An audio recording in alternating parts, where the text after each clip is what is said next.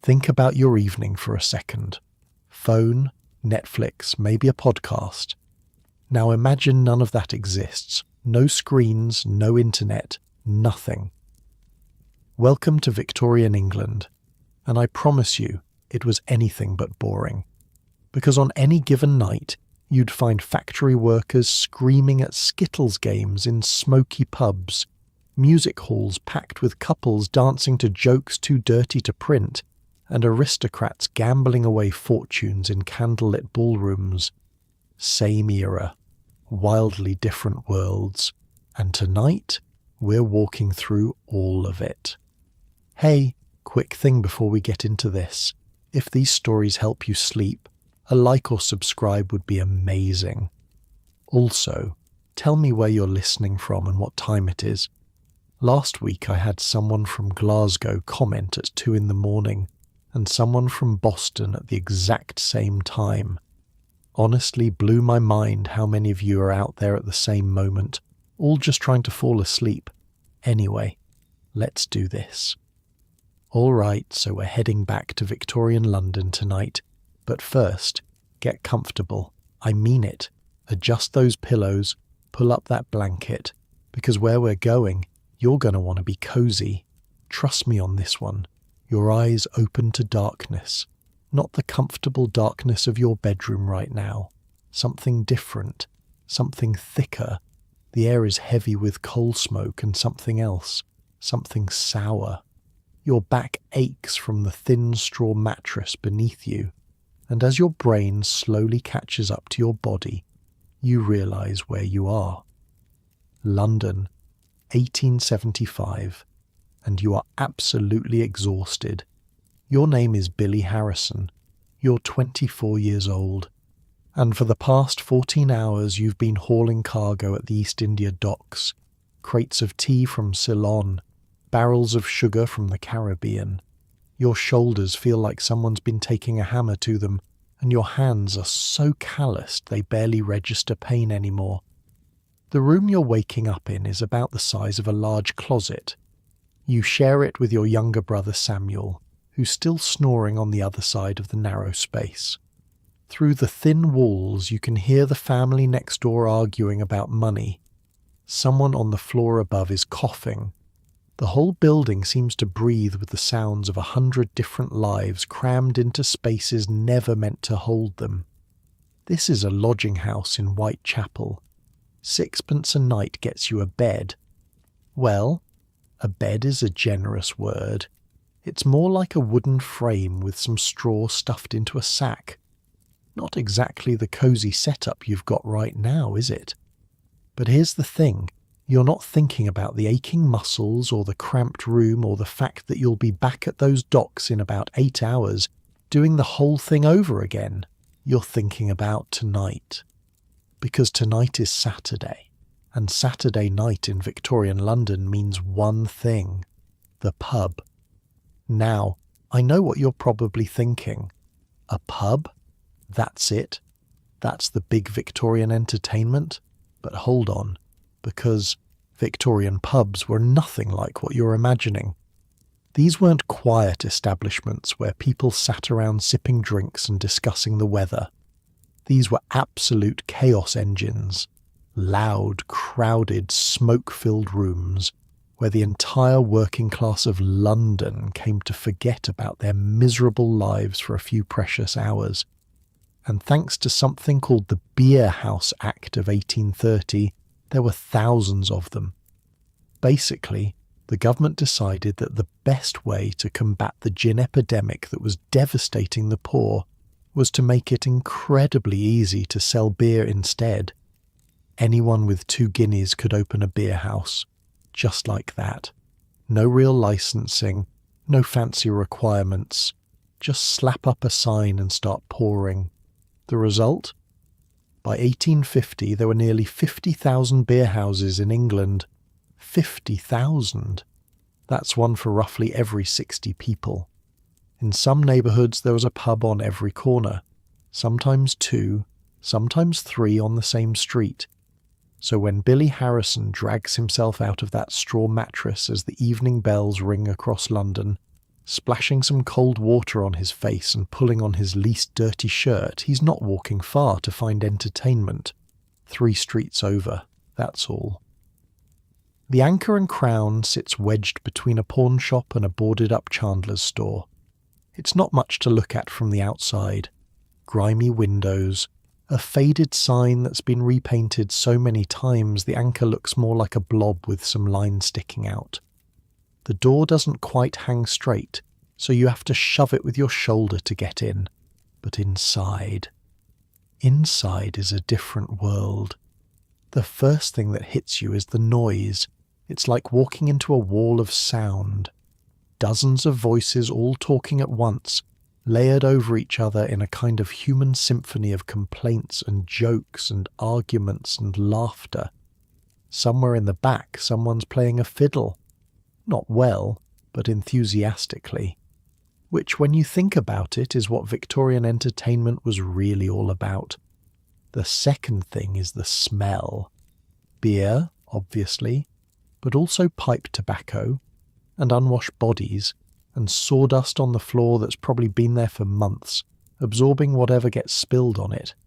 Not exactly pleasant, but after a while, your nose just gives up and accepts it. Billy pushes through the crowd toward the bar. He knows almost everyone here. There's George from the docks, already 3 pints in and telling the same story about the time he accidentally dropped a crate of silk on the foreman's foot. There's old Ned, who claims he fought with Wellington at Waterloo and might actually be telling the truth given how ancient he looks. There's Martha behind the bar, built like a brick wall and twice as immovable, who's been running this place since before Billy was born. The usual love? Martha doesn't wait for an answer. She's already pouring. The beer is warm and flat and probably watered down. It costs 2p, which is about as much as Billy wants to think about right now. That's a decent chunk of his weekly wage going into this glass. But you know what?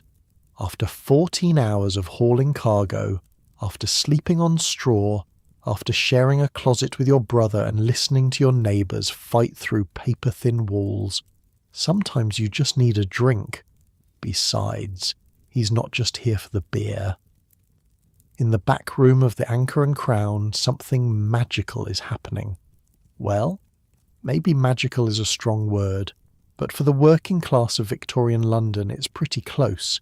It's called Skittles. Picture this. A wooden alley, maybe 30 feet long, set up in what used to be a storage room. At one end, 9 wooden pins arranged in a diamond pattern. At the other end, a bunch of dock workers and factory hands, rolling wooden balls and taking the whole thing incredibly seriously. Now, you might be thinking this sounds pretty tame. And okay, fair, it's not exactly extreme sports. But here's the thing about Victorian pub games. They weren't just games. They were battlegrounds, proving grounds, places where men who had absolutely no control over their lives could finally compete at something, could finally win at something, could finally feel like they mattered, and there was money involved. "Penny a point," someone shouts as Billy pushes his way into the back room. "Harrison, you in?" Of course he's in. Billy grabs one of the wooden balls. It's heavy and smooth, worn down by thousands of hands before his. The trick to Skittles isn't power, it's aim. It's reading the slight imperfections in the wooden alley, understanding how the ball will curve based on where you release it.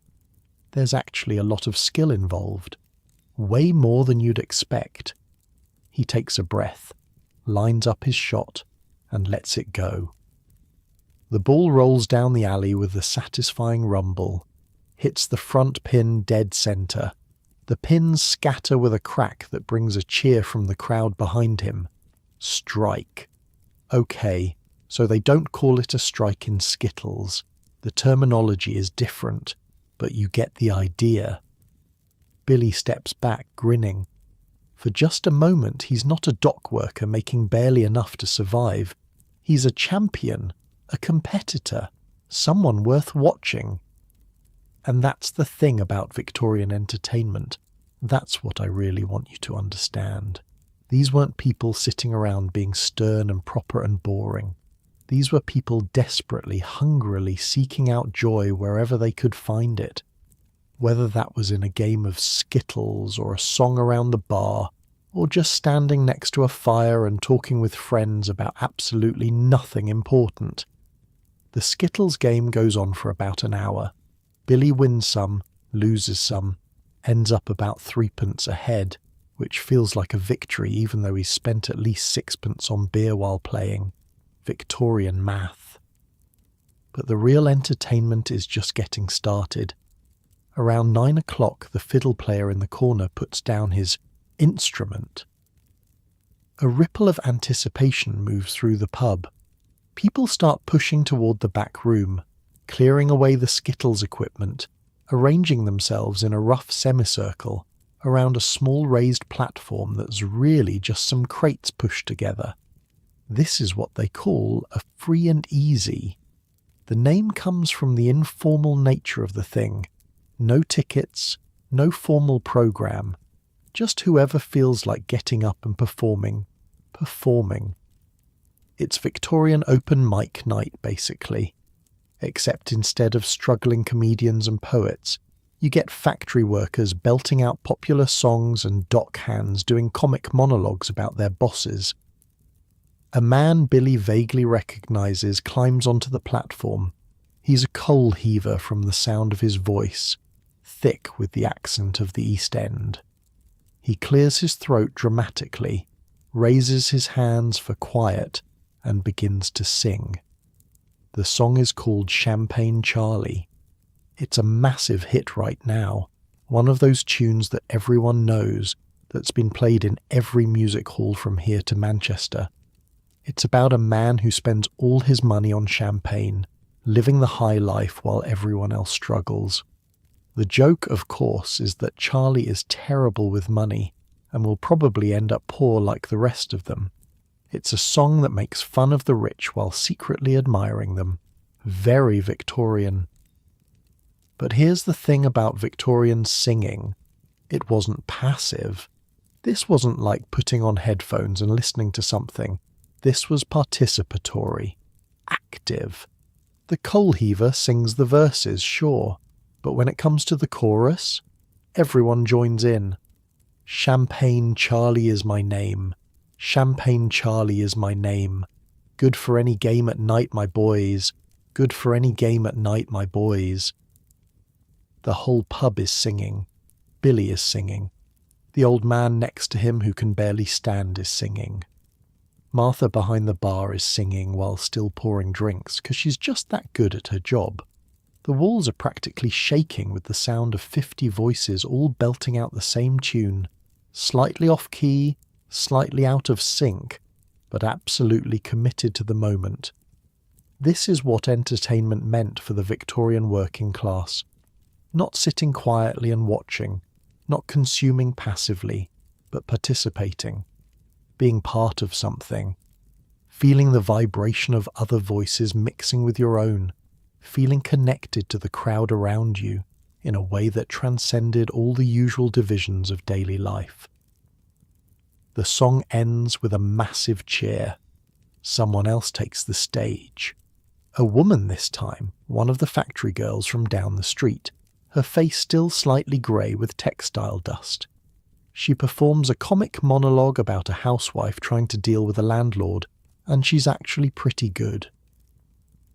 The crowd roars at her impersonations, at the way she captures the pompous voice of authority figures they all hate. More performers follow, more songs, more jokes. Some of them are terrible, some of them don't even make it. Through their first verse before they're booed off the platform, but that's part of it too. The audience is part of the show. If you're good, they'll love you. If you're bad, they'll let you know. There's an honesty to it that you don't really find in more polished forms of entertainment. Around 11, Billy finally stumbles out of the Anchor and Crown. His head is buzzing pleasantly. His pockets are slightly lighter than when he came in, but not catastrophically so. And for the first time since he woke up that morning, he doesn't feel like a dock worker. He feels like a person. The streets outside are still alive with activity. This is what always surprises people about Victorian London. The idea that everyone went to bed at sundown, that the city was quiet and dark after nightfall. Complete myth.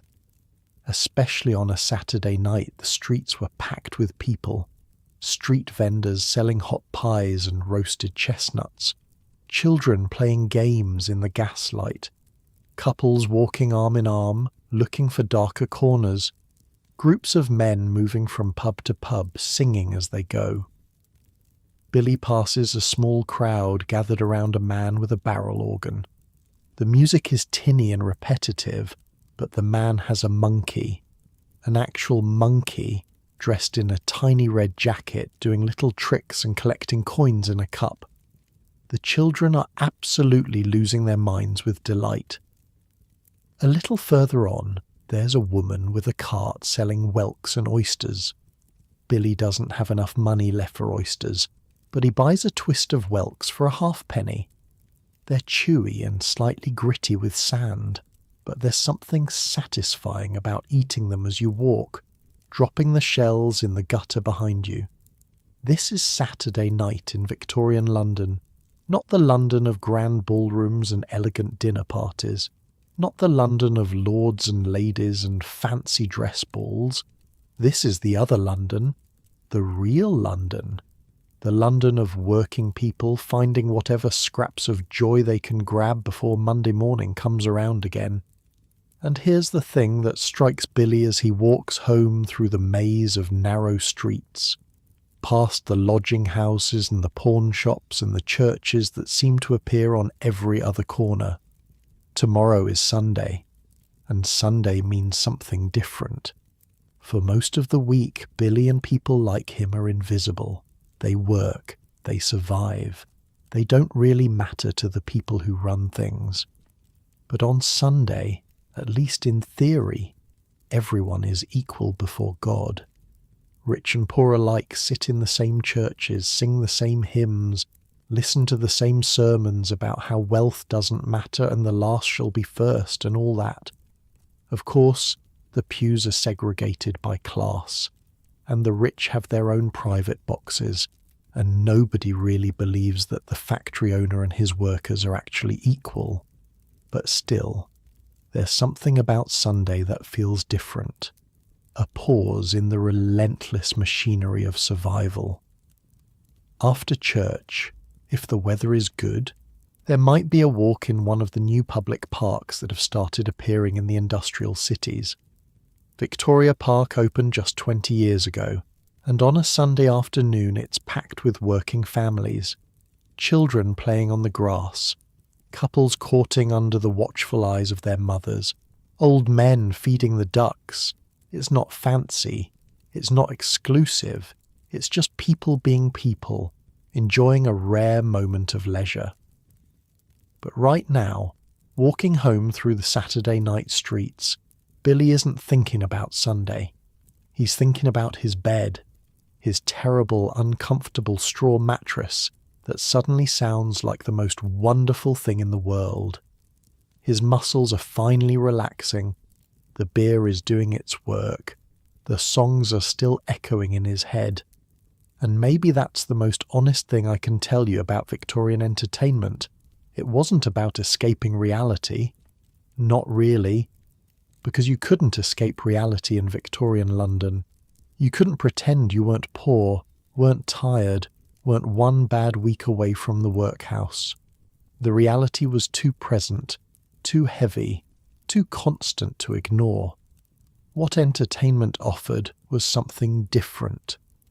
A transformation of reality, taking the same cramped pub, the same worn-out songs, the same familiar faces, and making them mean something else for a few hours, making the drudgery feel less drudging, making the exhaustion feel almost worth it. Billy reaches his lodging house, climbs the creaking stairs, pushes open the door to his tiny room, where Samuel is already asleep and snoring. He doesn't bother undressing, just kicks off his boots and falls onto the mattress. The straw crinkles beneath him. Through the walls, the neighbours have stopped fighting. Somewhere in the distance, he can hear the last echoes of Saturday night fading into Sunday morning. And Billy Harrison, dock worker, exhausted and slightly drunk and happier than he's been all week, closes his eyes. Tomorrow there will be church. Monday there will be the docks again. Tuesday and Wednesday and Thursday and Friday will blur together in an endless repetition of hauling and carrying and surviving. But next Saturday, the Anchor and Crown will be waiting. The Skittles pins will be set up. Someone will sing Champagne Charlie. And for a few hours, Billy will be something other than just another pair of hands at the docks. He'll be part of something. Not unlike you, right now, lying in your bed, listening to this story. Part of something too. Even if it's just the strange connection between a voice and an ear across time and distance. The difference, of course, is that your bed is probably a lot more comfortable than Billy's straw mattress. Your room is probably warmer. Your pillow is definitely softer. These are the little miracles of modern life that we forget to appreciate. The fact that you can lie down at night without your back aching from the straw, without coal smoke in your lungs, without the sound of 100 other lives pressing in from every direction. But the need for entertainment, for connection, for those moments of joy that make the rest of it bearable, that hasn't changed at all. Meanwhile, somewhere else in London that same Saturday night, a different kind of entertainment is happening. A different crowd is gathering for a different kind of show. But that's a story for a little bit later, because right now, in the darkness of his lodging house room, Billy Harrison is already dreaming.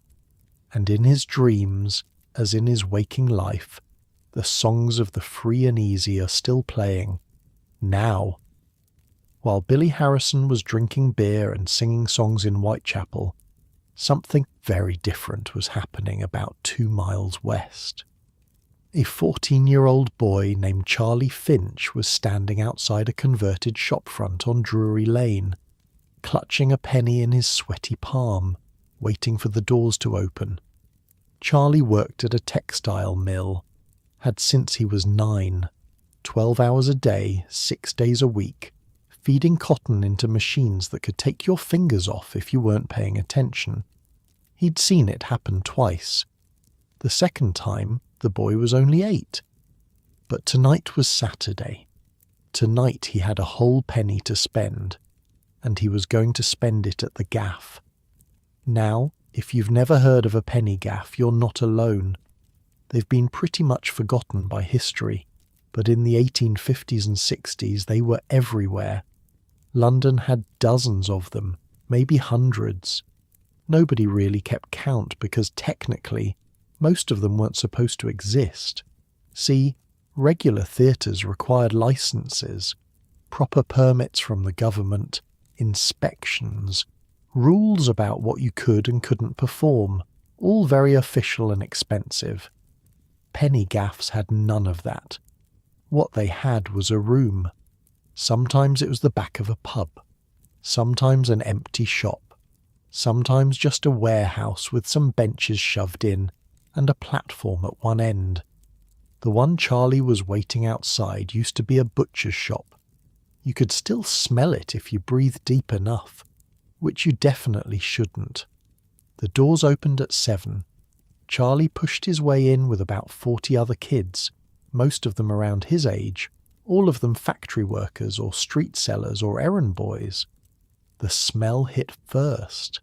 Sweat and tobacco and that lingering meat odour from the building's previous life. Then the heat. Bodies packed tight in a space meant for maybe 20 people. But Charlie didn't care about any of that. Because up on that rickety platform lit by a few sputtering gas lamps, magic was about to happen. Tonight's show was The Life and Crimes of Jack Sheppard. If you don't know Jack Sheppard, let me fill you in. He was a thief who lived back in the 1720s. Pretty unremarkable criminal, honestly. What made him famous was his escapes. The guy broke out of prison 4 times. 4. Including once from Newgate, which was supposed to be escape-proof. He became this massive folk. Hero, songs written about him, plays performed about him, the whole thing. And now, over 100 years later, factory kids in London were still paying pennies to watch actors pretend to be him. The performance started with a bang. Literally. Someone backstage dropped a metal sheet, making a crash that was supposed to be thunder. Half the audience jumped. The other half laughed at them. Then Jack Sheppard himself appeared. Or rather, a guy in a ratty coat who was supposed to be Jack Sheppard. He struck a pose, hand on hip, chin raised, looking heroic despite the fact that his costume was clearly made from old curtains. "I am Jack Sheppard," he announced, "and no prison can hold me." The crowd went nuts. Here's what you need to understand about penny gaff audiences. They weren't quiet. They weren't polite. They didn't sit there silently appreciating the art.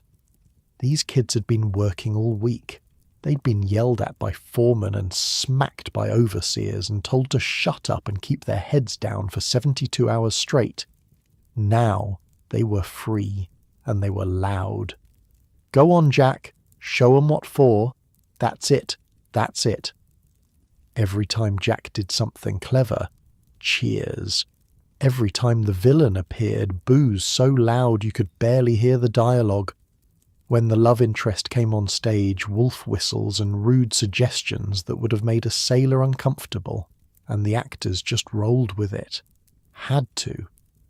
The whole point of a penny gaff was the energy, the chaos, the feeling of being part of something instead of just watching it. Charlie was pressed up against the stage, close enough to see the sweat on Jack Sheppard's forehead, close enough to smell the cheap gin on his breath. The actor wasn't great, forgot his lines twice, made up stuff that didn't quite make sense, but it didn't matter. The story was moving, things were happening, and for one glorious hour, Charlie wasn't a factory boy anymore. He was in the audience of the greatest show in London. The plot, such as it was, followed Jack through his crimes and his escapes. Each prison break got more elaborate, more impossible, more ridiculous. By the end, Jack was basically superhuman, slipping out of chains like they were made of paper, climbing walls that shouldn't be climbable, outwitting guards who were portrayed as complete idiots. The message wasn't subtle. Authority figures are stupid. The little guy can win. Rules are made to be broken. You can see why the upper classes hated these shows. They really, really hated them. One city missionary called penny gaffs dangerous dens of amusement and claimed they were breeding grounds for criminals. Another reformer said they were corrupting the youth and teaching them that crime pays. The police raided them constantly, shutting them down, arresting the performers, trying to stamp them out entirely. But you know what? The gaffs just kept popping back up. Close one down on Drury Lane, another opens on Whitechapel Road. Arrest the guy playing Jack Sheppard, and 3 more actors are ready to take his place. Because the demand was there. Kids like Charlie needed this, needed somewhere to go, something to feel, some escape from the endless grey monotony of factory life. The show ended with Jack's eventual capture and execution. Even penny gaffs couldn't change history that much. But the actor playing Jack delivered his final speech with such melodrama, such over-the-top emotion, that half the audience was crying, including Charlie. He'd deny it later, but his eyes were definitely wet. Then Jack dropped through a trapdoor in the stage, representing the gallows, and the crowd erupted in the strangest mix of cheers and sobs you've ever heard. Show over. penny well spent. Charlie stumbled out into the street with the rest of the audience, his head still buzzing with the story. The night was just getting started. Because here's the thing about Victorian London after dark. The entertainment didn't stop when you left a building. The whole street was a show. Right outside the gaff, a man was swallowing a sword. An actual sword. Charlie stopped to watch, equal parts fascinated and horrified as the blade disappeared down the guy's throat inch by inch. When it came back out, clean and gleaming, the small crowd that had gathered tossed coins into a hat. A little further down, 2 acrobats were performing on a worn-out mat, tumbling, flipping, building human pyramids. One of them couldn't have been older than Charlie, probably younger. His timing was perfect, though.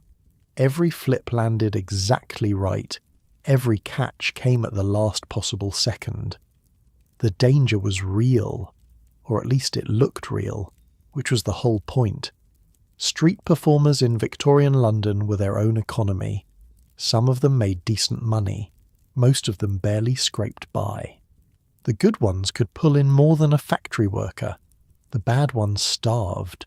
Simple as that. Charlie watched a fire eater next. A woman, which surprised him. She lit a torch, tilted her head back, and lowered the flame into her mouth.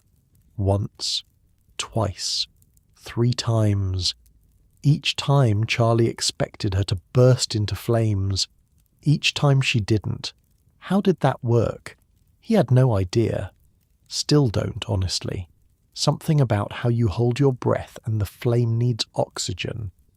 But watching it happen, in the flickering gaslight of a London street, it looked like pure magic. Then he heard it. A sound that every Victorian child knew. A sound that meant chaos and laughter and violence that was just fake enough to be funny. The Punch and Judy show. A small crowd had gathered around a striped booth set up on the corner. The booth was tattered, patched in multiple places, clearly held together by stubbornness and string. But from inside came the unmistakable squeaky voice of Mr. Punch. That's the way to do it. For those who don't know, Punch and Judy was basically Victorian cartoon violence in puppet form. Mr. Punch was the main character. He was horrible. Absolutely horrible. He beat his wife. He threw his baby out the window. He murdered anyone who annoyed him, including police officers and sometimes the devil himself. And kids loved him. They loved him because he was chaos. Pure, unfiltered, consequence-free chaos.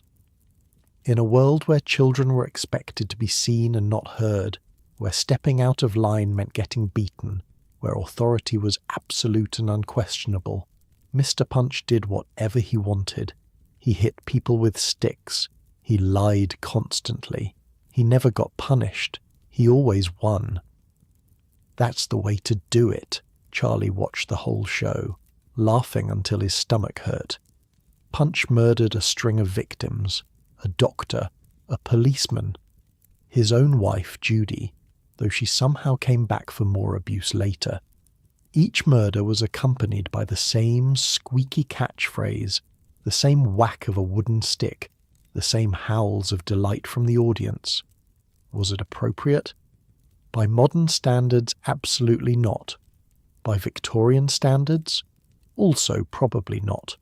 Reformers hated Punch and Judy shows almost as much as they hated penny gaffs. Too violent, too anarchic, teaching children that violence is funny, but the shows kept going.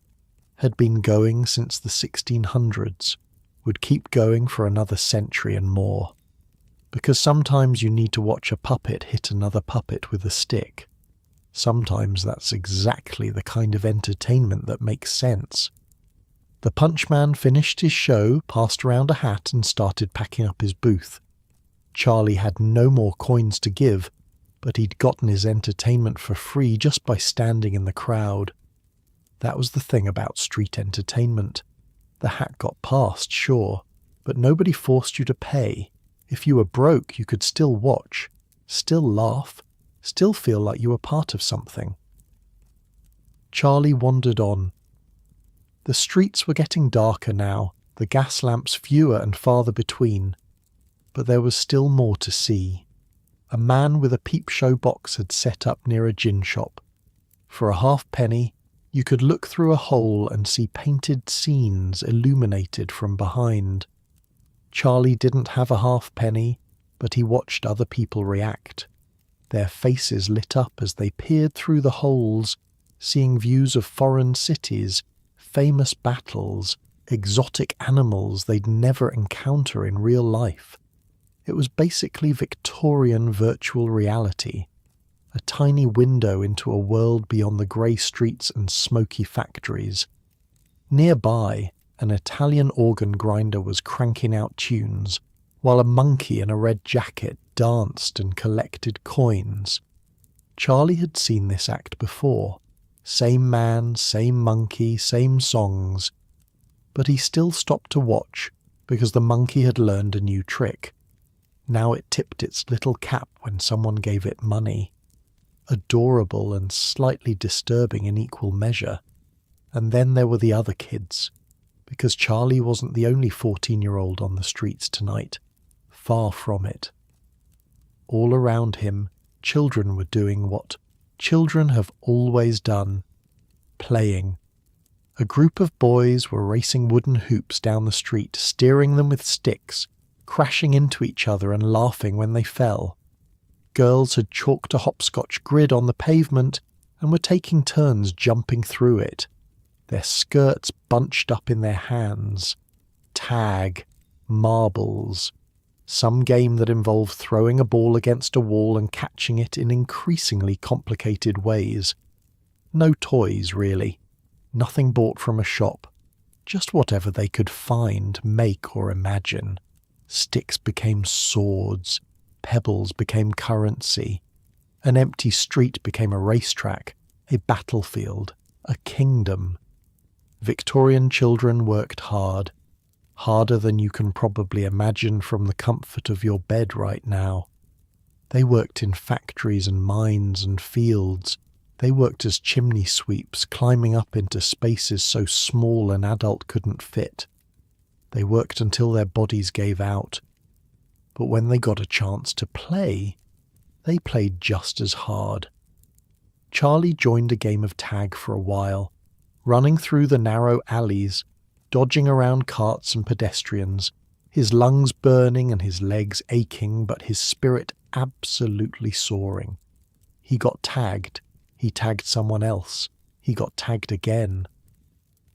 At some point, the game transformed into something else, some combination of tag and hide and seek that nobody had formally agreed on, but everyone seemed to understand.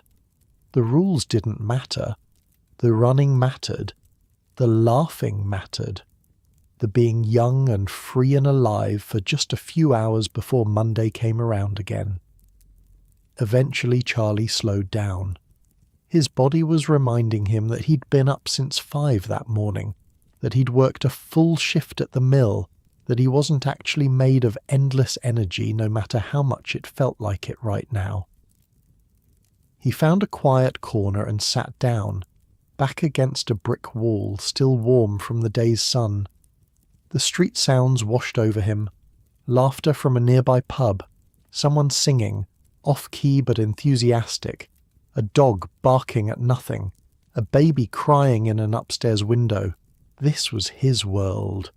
Loud and chaotic and dirty and wonderful. Tomorrow there would be church. His mum would make him wear his good shirt, the one that was getting too small but was still the nicest thing he owned. They'd sit in the back pews and listen to the vicar talk about heaven and hell and proper behaviour. Then Monday, back to the mill, back to the machines that hummed and clattered and occasionally took fingers, back to the foreman's shouting and the endless grey hours. But right now, sitting in the dark with Jack Shepherd's story still fresh in his mind, with the echoes of Punch's squeaky voice still ringing in his ears, with his legs aching from running and his face sore from smiling, Charlie Finch felt something close to happy. Not the same kind of comfortable happiness you might be feeling right now, sinking into your pillow with the weight of your blanket pressing down nice and even. Charlie's happiness was sharper, more desperate, the kind of joy you grab with both hands because you know it won't last, but joy nonetheless. The same basic human need that Billy Harrison satisfied at the pub, the same thing that rich folk satisfied at their fancy parties, just wearing different clothes and spending different money to get to the same place. A moment of escape, a breath of freedom, a reminder that life isn't only work and sleep and survival. Charlie eventually made his way home. A cramped room in a cramped building shared with his parents and 3 siblings. He was asleep within minutes of lying down, dreaming of prison escapes and puppet shows and sword swallowers on gaslit streets.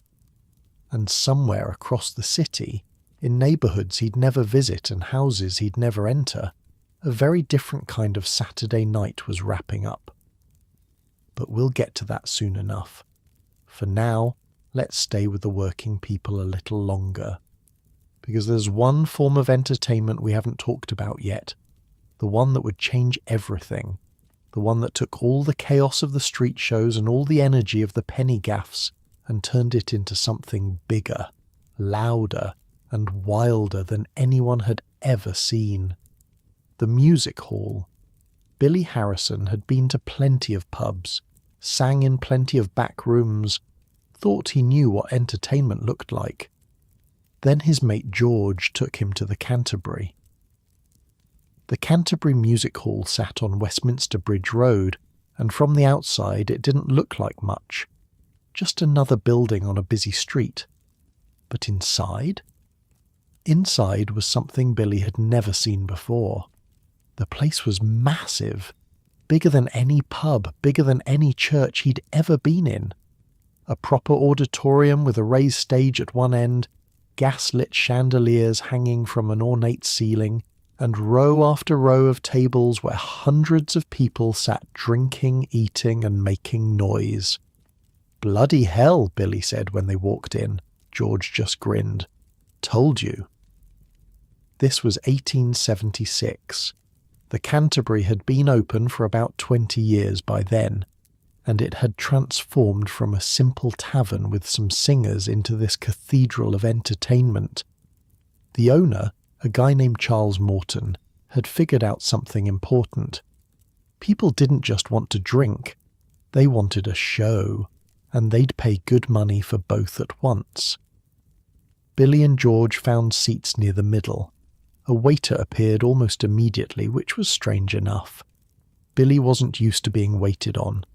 They ordered pints and some oysters, because apparently that's what you did at places like this. The crowd was different here too.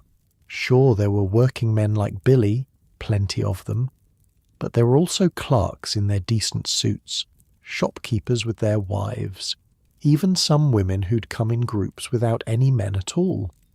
Everyone mixed together, drinking from the same bar, watching the same stage. Up front, sitting at a small table right below the stage, was the chairman. Every music hall had one. His job was to introduce the acts, keep the crowd in line, and generally run the show.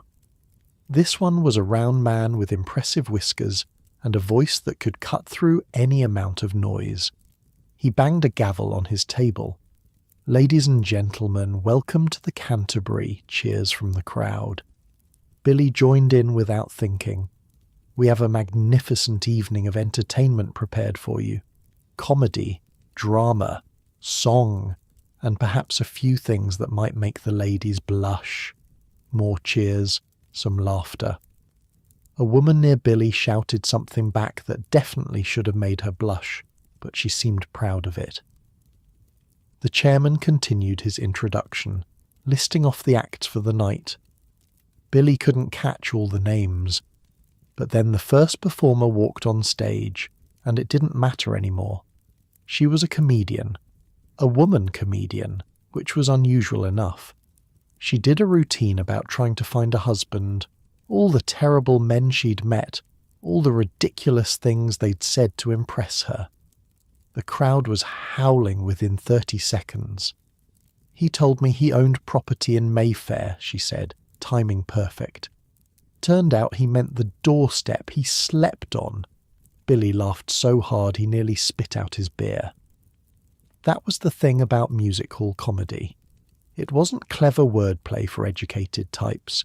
It was real jokes about real life, landlords and bosses and terrible food and worse lodgings. The comedian on stage knew exactly what her audience dealt with every day, and she made fun of all of it.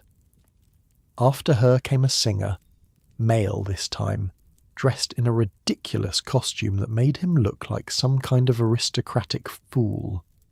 He sang a song about being too fancy for his own good, tripping over his walking stick and mispronouncing words while the piano player kept up a jaunty tune. The crowd sang along to the chorus. Billy didn't know the words yet, but he picked them up fast. That was how these songs worked. Simple, catchy, designed to stick in your head. By the third chorus, everyone in the hall was belting it out together. Then came acrobats, then a magic act, then another comedian, this one doing impressions of politicians that had the audience roaring. Each act lasted maybe 10 or 15 minutes, quick enough that you never got bored, varied enough that there was something for everyone, and through it all the drinks kept flowing. Waiters moved through the crowd constantly, delivering pints and spirits and cups of tea for those who wanted them. Food, too. Oysters, obviously. Pies, bread and cheese, pickled fish. You could make a whole meal of it if you had the money. The Canterbury wasn't cheap exactly. A ticket cost 6pence, which was twice what Charlie had paid for his penny gaff. Plus you were expected to buy drinks all night. By the time Billy left, he'd probably spend more than a day's wages, but God, it was worth it. Around 9 o'clock, the chairman banged his gavel again. Ladies and gentlemen, the moment you've been waiting for, the Queen of the Canterbury, the one, the only Miss Bessie Bellwood. The place erupted, people standing on chairs, stomping their feet, whistling and cheering before the woman had even appeared. Then she walked on stage, and Billy understood why. Bessie Bellwood wasn't beautiful in the traditional sense. She was short, round-faced, plainly dressed. But the moment she opened her mouth, something happened. The whole room just stopped, focused, waited. She sang a song called What Cheeria. It was about a woman from the slums who'd made good, who'd climbed her way up from nothing, who refused to forget where she came from. The melody was simple, the lyrics were clever, but it was her voice that made it magic, strong, clear, completely unafraid. When she hit the chorus, the whole audience joined in, not politely, not quietly, full-throated, arm-waving, table-pounding singing that shook the chandeliers. Billy sang too.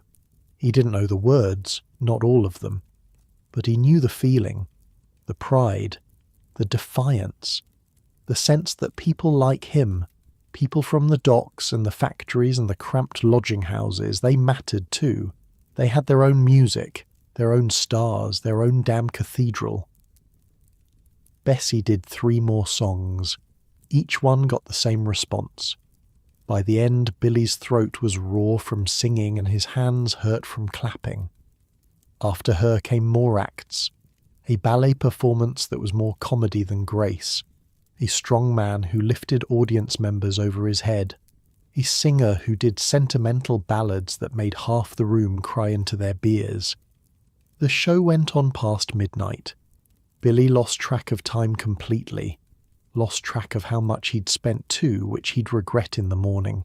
But right now, in this moment, none of that mattered. At some point George nudged him and pointed toward the gallery upstairs. See that lot up there? Billy looked. The upper level had boxes like a proper theatre, private seating for people who wanted to watch without mixing with the common folk below. Some of them were clearly wealthy, top hats and fancy dresses, watching the same show, drinking the same drinks but from a safe distance. Toffs, Billy said. Yeah, but they're here, aren't they? Same as us, watching Bessie Bellwood, laughing at the same jokes. George had a point. The music hall was one of the few places in Victorian London where the classes actually shared space. They weren't exactly equal, obviously. The rich got better seats and didn't have to smell the crowd below. But they were breathing the same air, hearing the same songs, experiencing the same thing. It wouldn't last forever. Already, by 1876, some of the newer music halls were getting fancier, cleaner, more respectable, trying to attract middle-class audiences by toning down the rude jokes and the suggestive songs. But places like the Canterbury held onto their roots. The comedy stayed sharp. The songs stayed cheeky. The crowd stayed loud and drunk and wonderful. Billy stumbled out sometime after 1 in the morning. His ears were ringing, his legs were unsteady, his heart was full. Same time next month, George asked. Make it next week, Billy said. They shook hands and went their separate ways. Billy walked home through the empty streets, still humming that chorus from Bessie Bellwood's song. What cheer, Ria? What cheer? The city looked different at this hour, quieter, the gaslights flickering in the fog, the occasional figure hurrying past, head down, purpose unknown, a cat slinking through the shadows, a drunk singing to himself on a corner. Billy should have felt tired, should have felt the exhaustion of a long week at the docks and a long night at the hall, but instead he felt alive, more alive than he'd felt in months. That's what entertainment does. It takes you out of yourself for a while, makes you forget the ache in your back and the worry about rent and the grinding sameness of daily survival. For a few hours at the Canterbury, Billy Harrison wasn't a dock worker. He was part of something, part of a crowd, part of a community that existed only in that room, only on that night, but was absolutely real while it lasted. Not so different from you right now, actually. Lying there in your bed, listening to this story, letting someone else's words carry you away from whatever your day held. The technology changed. The basic human need didn't. Billy made it back to his lodging house as the sky was starting to lighten. A few hours of sleep before Sunday morning. His landlady would be furious if he slept through church again. But that was a problem for later. For now he collapsed onto his straw mattress, pulled the thin blanket over himself, and let the music from the Canterbury play on in his dreams. While Billy slept, the music halls kept thriving. By the 1880s there were hundreds of them across Britain. London alone had maybe 300 or 400, depending on how you counted. They ranged from fancy palaces of variety entertainment to grimy little rooms that barely qualified. The performers became genuine celebrities. Their names appeared in newspapers. Their songs sold as sheet music by the thousands. Children in factories sang the same choruses that dukes hummed in their carriages, and the songs themselves, they were doing something sneaky, something important. See, music hall songs weren't just catchy tunes about nothing, they were social commentary wrapped in comedy. They mocked the rich, they celebrated the poor, they talked about things polite society pretended didn't exist. Sex, obviously, but also poverty, inequality, the absurdity of Victorian moral rules. A song about a woman's little bit of what you fancy wasn't really about food. Everyone knew it. but because it was dressed up in double meanings and winking delivery, it got past the censors. You could say things in a music hall that would get you arrested on a street corner. The authorities tried to crack down, of course. They always did. New licensing rules came in throughout the 70s and 80s. Inspectors showed up to judge whether performances were obscene. Some halls got shut down. Some performers got fined. But the music kept playing. The crowds kept coming. Because you can pass all the laws you want about what people are allowed to enjoy. People are going to enjoy things anyway. The performers who thrived were the ones who could dance on that line. Suggestive but not explicit. Mocking but not revolutionary. They knew exactly how far they could push before someone pushed back. Marie Lloyd, who'd rise to fame in the 1880s, was probably the best at this. She could sing the most innocent-sounding lyrics and make them filthy through nothing but attitude. A slight pause, a raised eyebrow, a knowing look at the audience. The words themselves were clean enough to print in a church bulletin. The performance was anything but. When inspectors demanded she clean up her act, she proved a point by singing a perfectly innocent nursery rhyme with such suggestive delivery that it sounded obscene. The lyrics weren't the problem. She was the problem, and the audiences loved her for it. That wouldn't come until later, though. Billy Harrison never saw Marie Lloyd perform. By the time she hit her peak, he'd moved on to other concerns. Marriage, children, the slow accumulation of responsibilities that shrinks your world down to what's necessary rather than what's fun. But he never forgot that night at the Canterbury. Never forgot how it felt to be part of that crowd, to sing along with hundreds of strangers, to watch Bessie Bellwood command a room just by opening her mouth. The music hall gave working people something they'd never really had before.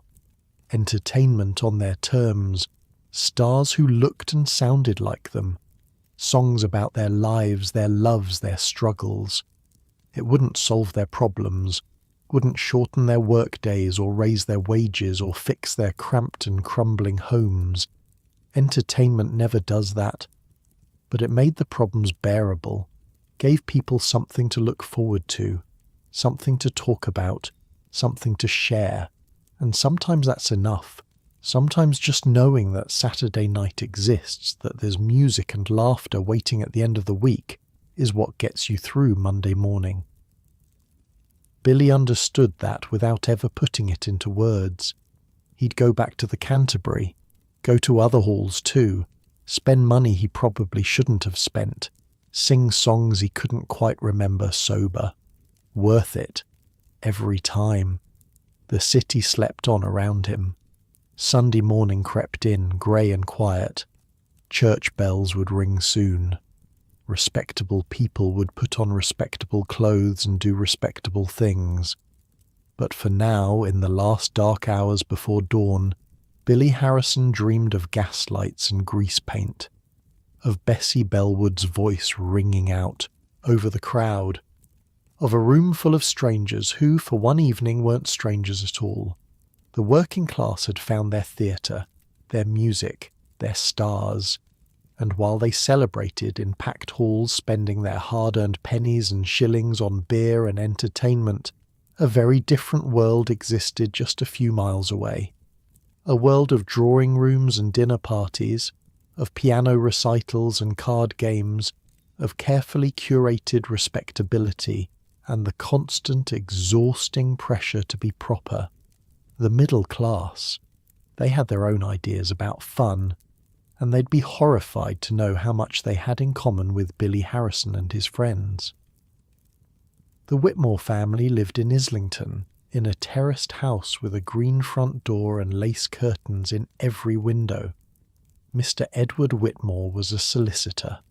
Not a famous one, not a wealthy one, but successful enough to employ a maid and a cook, to send his children to decent schools, and to maintain the appearance of respectability that middle-class Victorian life demanded. His wife Helen ran the household with the precision of a military commander, every surface polished, every meal planned days in advance, every social engagement tracked in a leather diary she kept locked in her writing desk. They had 2 children, Eleanor, 17, who played piano beautifully and wished she could do almost anything else, and Frederick, 14, who was supposed to be studying Latin but spent most of his time thinking about cricket. It was Saturday evening in the Whitmore household, October 1875, and entertainment was about to happen whether anyone wanted it or not. Frederick, put down that book and come to the drawing room. But Mother, it's not a novel, it's educational. I don't care if it's the Bible itself. We have guests arriving in an hour and you need to be presentable. Frederick sighed the sigh of a 14-year-old boy who's been asked to do something boring. He'd been reading about the Australian cricket tour, which his mother definitely would not consider educational. But he closed the book, straightened his collar, and trudged downstairs. The drawing room was already being prepared. The maid, Sarah, was lighting extra candles. The fire had been built up despite the mild weather because a proper drawing room should be warm. Eleanor sat at the piano, running through scales with the expression of someone serving a prison sentence.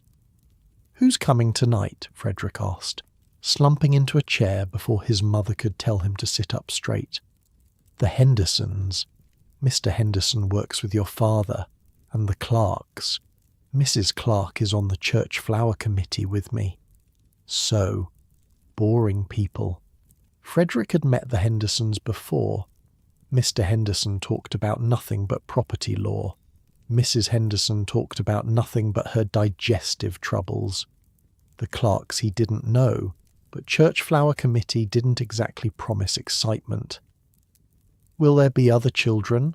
The Hendersons are bringing their daughter. She's 15. Frederick perked up slightly, then caught Eleanor's eye and saw her shaking her head in warning. Right. He'd met the Henderson daughter before too. She'd spent the entire evening talking about embroidery patterns. "And the Clarks have a son your age," his mother continued. "Perhaps you two can discuss your studies." Wonderful. An evening of property law, digestive troubles, embroidery, and Latin. Frederick wondered if it was too late to develop a sudden illness. The guests arrived at 7. There was the usual flurry of greetings in the hallway, coats being taken, compliments about the house, even though everyone had seen it dozens of times before. Then everyone filed into the drawing room and arranged themselves on the furniture like chess pieces taking their positions. For the first hour they talked. This was the main event, really. Conversation. Carefully managed, carefully polite, carefully boring. Mr. Henderson did indeed discuss property law at length. Frederick's father nodded along and made interested noises, even though Frederick could tell he'd heard all of this before. Mrs. Henderson mentioned her stomach twice in the first 15 minutes. The adults drank sherry. The children were given lemonade that was slightly too warm and slightly too sweet. Frederick found himself sitting next to Arthur Clark, the son his age. Arthur was pale and serious-looking with spectacles that kept sliding down his nose. "Do you play cricket?" Frederick asked hopefully. "No, I'm not permitted. Mother says it's too rough." "Football?" "Also too rough." "What do you do then?" Arthur brightened slightly. "I collect stamps. I have over 300 from 12 different countries." Frederick tried very hard to look interested. Failed. Across the room, Eleanor was trapped in conversation with Margaret Henderson, the embroidery enthusiast. Frederick caught fragments of it. Something about cross-stitch. Something about thread counts. Eleanor's smile was fixed in place like it had been painted on. This was middle-class entertainment. This was what respectable people did with their Saturday evenings. They sat in drawing rooms and talked about property and stamps and embroidery and pretended to enjoy it. But then something shifted. Mrs. Whitmore stood up and clapped her hands lightly. "I thought we might have some music before dinner. Eleanor, dear, would you play for us?" Eleanor rose from her seat with the resignation of someone walking to the gallows. She settled herself at the piano, adjusted the sheet music and began to play. Chopin, one of the nocturnes, slow and melancholy and actually quite beautiful. The room went quiet, not the polite silence of people waiting for something to be over, but genuine attention. Mr. Henderson stopped mid-sentence about deed transfers. Mrs. Henderson forgot about her stomach. Even Arthur Clark looked up from examining his fingernails. Eleanor played well, really well. Frederick knew his sister found the endless practice tedious, knew she resented being displayed like a trained monkey for guests. But when she actually played, something happened. Her fingers moved across the keys with the certainty she never showed anywhere else. Her face relaxed. She stopped being Eleanor the dutiful daughter and became something else entirely. The piece lasted maybe 5 minutes.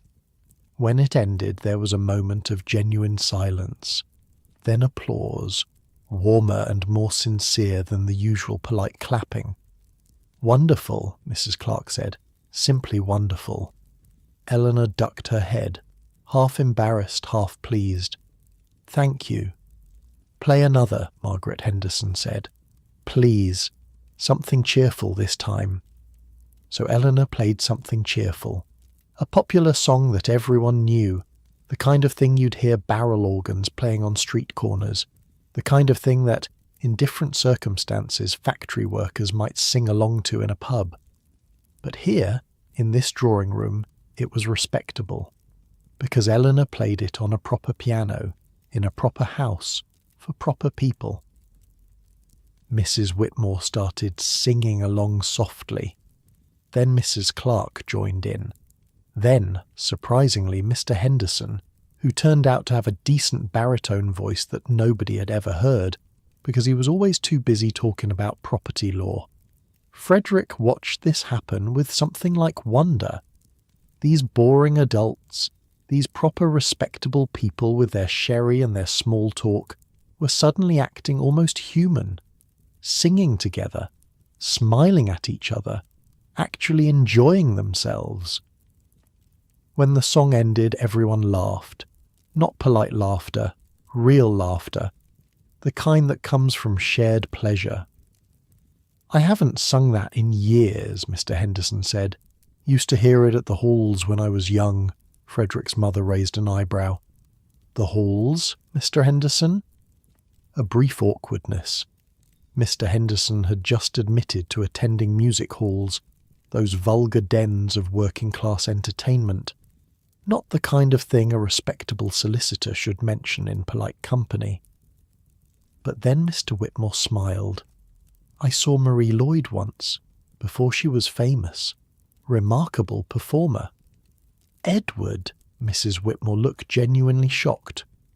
"Oh, Helen, it was years ago, before we were married. A man's allowed a few youthful indiscretions." And just like that, the room relaxed again. The careful mask slipped a little further. Mrs. Clark admitted she'd always wanted to see a music hall show but never dared. Mr. Henderson confessed that his brother still went regularly and always came back with the most scandalous stories. The children exchanged glances. Watching adults admit to being human was always strange. Dinner was served at 8. The formal dining room, the good china, the elaborate ritual of courses and conversation. But something had loosened since the singing. The talk flowed easier. People actually listened to each other, instead of just waiting for their turn to speak. After dinner, they returned to the drawing room for games. This was Frederick's favourite part of any evening, because games meant actual activity instead of just sitting and talking. Tonight, his mother had planned charades. "Teams," she announced, "Whitmore's against our guests." The rules were explained for anyone who didn't know them. One person acts out a word or phrase using only gestures. Their team tries to guess. No speaking, no props, no mouthing words. Mr. Henderson went first for the guest team. He stood in the middle of the room, thought for a moment, then began acting out something. He put his hand on his heart. He staggered. He fell to his knees. "Death," Mrs. Henderson shouted. "Dying," Margaret added. "Illness, disease, plague." Mr. Henderson shook his head and kept acting. He clutched his chest more dramatically. He swooned. "Love?" Mrs. Clark guessed. Mr. Henderson nodded vigorously and held up one finger. First word. The game continued. Turned out Mr. Henderson was surprisingly good at charades. He threw himself into each performance with an enthusiasm nobody would have expected from someone who spent his days drafting contracts. By the end of his turn he was red-faced and laughing, and he'd successfully communicated love's labours lost. Eleanor went next for the Whitmores. She'd drawn A Midsummer Night's Dream, and managed to convey it through an elaborate pantomime involving pretending to be a fairy, and then pretending to sleep. Frederick guessed it, which earned him a rare approving look from his mother. Then Arthur Clark took a turn, and something unexpected happened. The quiet, stamp-collecting boy who wouldn't play cricket transformed into a remarkably skilled mime.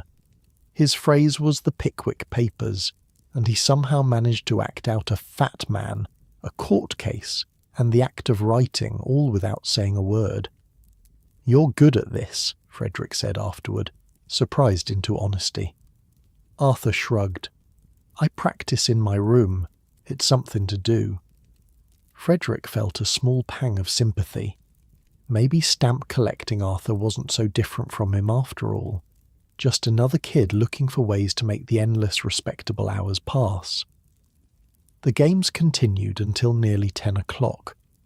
Charades gave way to Consequences, a game where everyone writes parts of a story on folded paper without seeing what came before.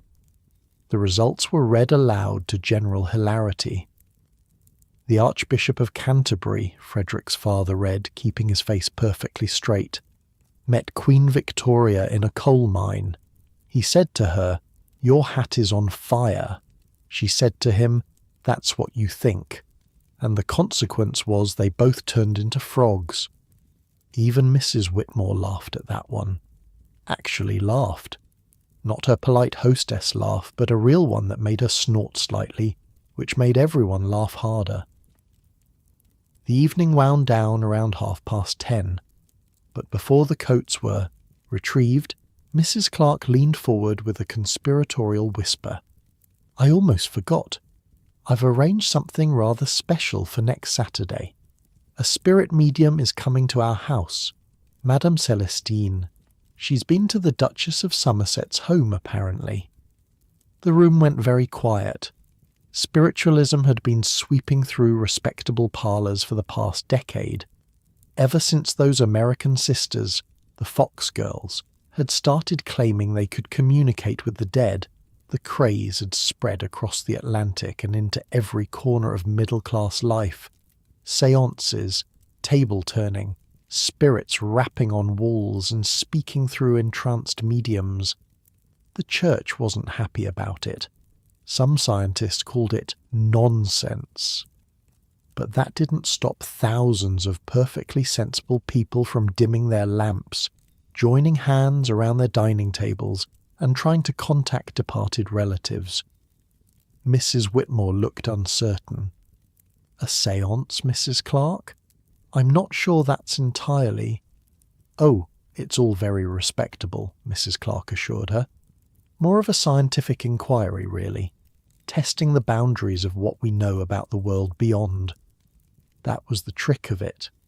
Call it science, and suddenly it wasn't really fortune-telling or witchcraft. It was educated people exploring mysteries. Very different thing entirely, or so they told themselves. "I'll come," Mr. Henderson said, surprising everyone. "Always been curious about these spirit mediums, whether there's anything to it or whether it's all parlour tricks." "I think it sounds thrilling," Margaret Henderson added, her embroidery finally forgotten. "Imagine actually speaking to someone who's passed on." Frederick exchanged a look with Eleanor. Their parents were actually considering this. Their proper, respectable, church-going parents were thinking about attending a séance. "We'll discuss it," Mrs. Whitmore said finally, which meant yes, probably, and they did go as it happened. 2 weeks later, the Whitmores found themselves sitting in the Clarks' darkened parlour, holding hands with near strangers while a woman in a purple turban called upon the spirits of the departed. The table moved. Everyone swore it wasn't them pushing it. Knocking sounds came from the walls. 3 raps for yes, 1 for no. The spirit of Mrs. Clark's grandmother apparently had opinions about the flower arrangements in the parlour. Madame Celestine went into a trance and spoke in a voice that wasn't quite her own. Messages from beyond, warnings about investments, reassurances that deceased loved ones were happy and at peace. Was any of it real? Frederick couldn't tell. The darkness made everything feel strange. The atmosphere was heavy with expectation. When the medium's voice changed, when the table seemed to lift slightly off the ground, his heart pounded even though his rational mind was screaming that it must be a trick. Afterward, walking home through the gaslit streets, his parents were unusually quiet. "What did you think?" his mother finally asked.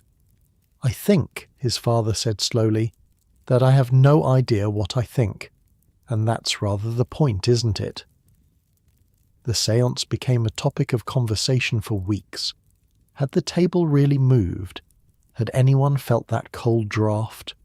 What about when Madame Celestine mentioned the name Robert and Mrs. Henderson had burst into tears?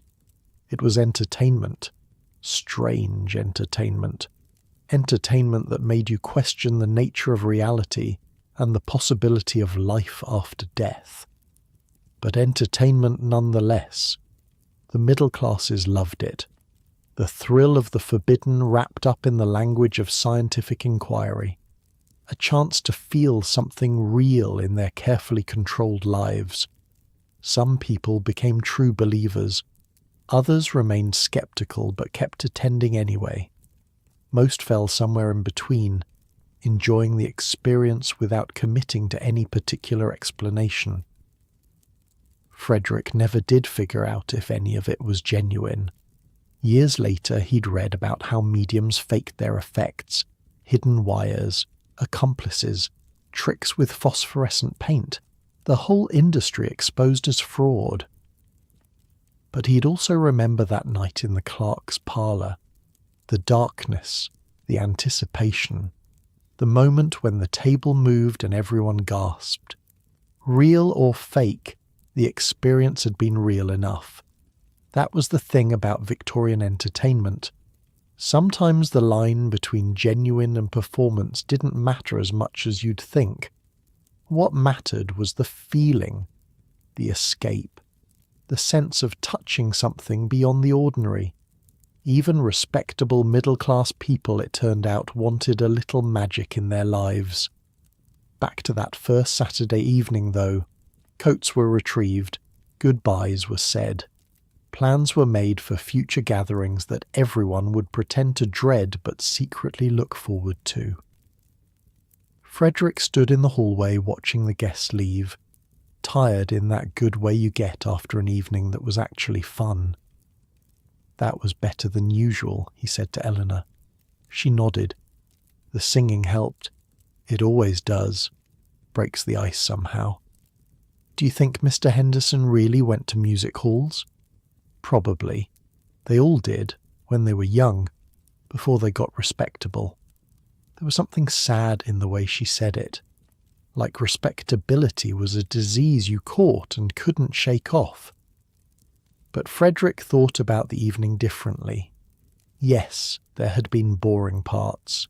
The property law, the stamps, the endless small talk about nothing. But there had been good parts too. The music, the games, the moment when all these proper adults forgot to be proper and just enjoyed themselves. Maybe that was what entertainment was for. Not just killing time or showing off or following the rules of social engagement, but finding those moments when the masks slip, when people stop performing their roles and actually connect with each other. The working class had their pubs and music halls, the middle class had their drawing rooms and dinner parties. Different settings, different rules, same basic human need. Frederick helped Sarah clear the last of the glasses from the drawing room. The fire was dying down now, the candles guttering, the house settling back into its ordinary quiet. His mother appeared in the doorway. Bed, Frederick. Church tomorrow. Yes, Mother. He climbed the stairs to his room, still thinking about the evening, about Mr. Henderson singing, about Arthur Clarke's unexpected talent for charades, about Eleanor at the piano becoming someone else entirely for those few minutes. Tomorrow would be church, with its hard pews and long sermons. Monday would be school, with its Latin and arithmetic and masters who seemed to have forgotten what fun was. The week would stretch out ahead of him, full of duties and expectations. But Saturday would come around again, another evening, another chance to sit in the drawing room and pretend to enjoy conversations about property law. And maybe, if they were lucky, someone would suggest music, someone would start singing. The masks would slip again, just for a little while. Frederick fell asleep quickly, which is more than you can say for a lot of Victorian children. His room was comfortable, his bed was warm, his stomach was full from dinner. Not so different from you right now, actually. Lying there in your warm bed,